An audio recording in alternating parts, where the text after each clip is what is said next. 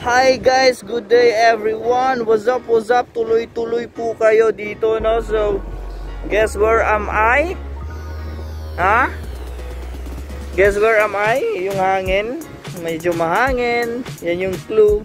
So, nandito po tayo ngayon sa isang beach and I did not expect na mapupunta ako dito sa paglalakad-lakad ko dito sa Korea, no? So, this is the right spot, guys. Sa mga for relaxation, sa mga problematic na tao, pwede kang magpunta dito para mag-relax. Nandito po tayo ngayon sa Boracay. No, hindi po ito Boracay, no. So this is Korea. Still South Korea. Hindi pa po kami nakaalis from here kasi nandito pa naka-dry dock yung barko namin. So tingnan nyo naman yung view, guys, no. This is the right spot to relax. Dito po yung mga ibang locals here na gustong mag-chill lang. So, napapansin nyo, meron siyang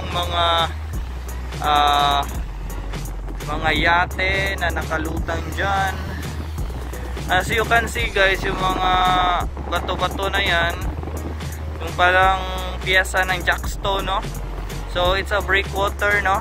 For the current na nagbablock sa mga current na lalo na yung malakas yung kuryente, maaagapan naman yung hindi siya yung magbablock. Ano daw? Hirap naman nun i-edit from the top. So as you can see, this rock, yung mga parang pyesa ng jackstone, no? Hindi po yan para sa jackstone, yan po yan ay pang breakwater nila, just in case lakas ng mga current, maagapan yung mabablock yung lakas ng current, at least mabawasan sa papunta sa shoreline nila. Akin na nga lang, basahin na lang natin sa Google para sure. Breakwaters are structures constructed near the coasts as part of coastal management or to protect an anchorage from the effects of both weather and longshore drift. So, nandito po yung mga tao, diba? Nag-chill lang. Just taking pictures just like me. Just taking some fresh air. Lalo na yung mga families na kasi weekend po dito ngayon. So, just like the Philippines na family bonding, no? So, it's a sunny day here. Kita nyo naman. Kahit na sunny, hindi mainit kasi nga yung hangin malamig. So, unlike Philippines, no, na mainit na wala pang hangin. So, it's quite burning to the skin. But here, ayos lang po yung weather nila. So, at the behind me, they are having some family bonding, no? So, they are putting a tent. Nakakamiss tuloy umuwi sa atin, no? Kasi nga lagi tayo nababanding sa ating family pag nakabakasyon tayo. So compared here, kulang mag-isa, nakauwi na yung mga tropa, yung mga kasamahan ko. Hindi po nila alam na may beach dito, no? So I just came across here just walking around. I don't know na may beach pala dito. So wala pong naliligo. Nakita nyo naman, wala pong naliligo dito.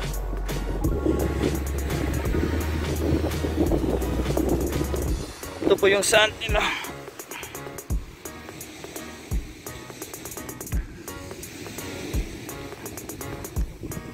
Tuloy po tayo sa paglalakad dito sa Korea. You can see some locals are here, there, and everywhere. They're spending some time with this beautiful sunshine. So, I'm glad nakabalik ako sa Korea. Actually, this is my second time here na makapunta ulit dito. Some chances, no? So, I didn't expect na mapunta ulit ako dito kasi nga dito ginawa yung barko namin at kukunin namin dito. So, for the meantime, wala pa po.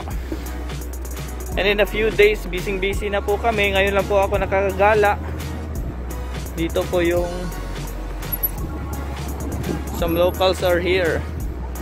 So spend time with, well, kasi wala yung pamilya natin. Hi guys, so sa paglakad-lakad po natin, meron po tayong nakitang milk tea, no, Gongcha. So Gongcha. So dito napadpad, ito po yung street nila. Ito po yung ano nila.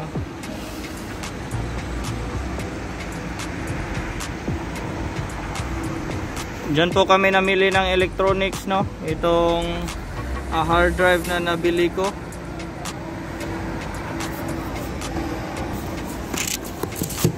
So guys, so matitikman po natin. Nag-order po ako ng milk tea. Actually, I miss my wife, no. So nag-order ako ng milk tea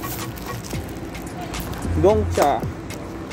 So actually malamig dito, so malamig yung milk tea. Iwan ko lang, good luck sa tiyan natin, no? I ordered taro. Sarap. Actually guys, itong milk tea, ito talaga yung laging iniinom namin ni Mrs., no, every time na bakasyon ko. So banding na namin to.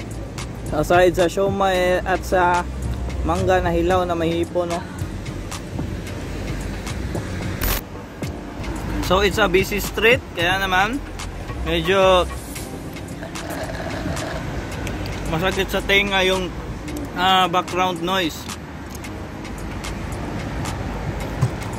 So above all, yung milk tea nila ube, kasi naman taro yung in-order ko. So masarap yung sago nila, hindi yung sakto lang, hindi yung lata sa Bisaya. Actually yung milk tea nila dito is worth $4 mga 200 plus peso, no. So compared sa Philippines na 100 plus may milk tea ka na, tapos maliit lang. Pero sa Philippines mas malaki. Oh, this is my Korean trip, no. Before umalis yung barko namin, gala-gala muna tayo dito. Oh, this is my milk tea experience, guys. Have a blessed day. Enjoy your weekend, guys. So thank you for staying with me, no. Nagala ko sa Korea. So from beach to here, going here. Malamig! Malamig na siya, guys. So it's going to night time na. So hapon na po dito. Kaya naman po we're just enjoying some moment, enjoying the view lang po. Actually guys, maraming mga sasakyan dito kaso wala masyadong pollution, no. Hindi ka guys sa Manila na gabi talaga yung pollution na nafe-feel mo, pero dito maliwalas po yung paligid.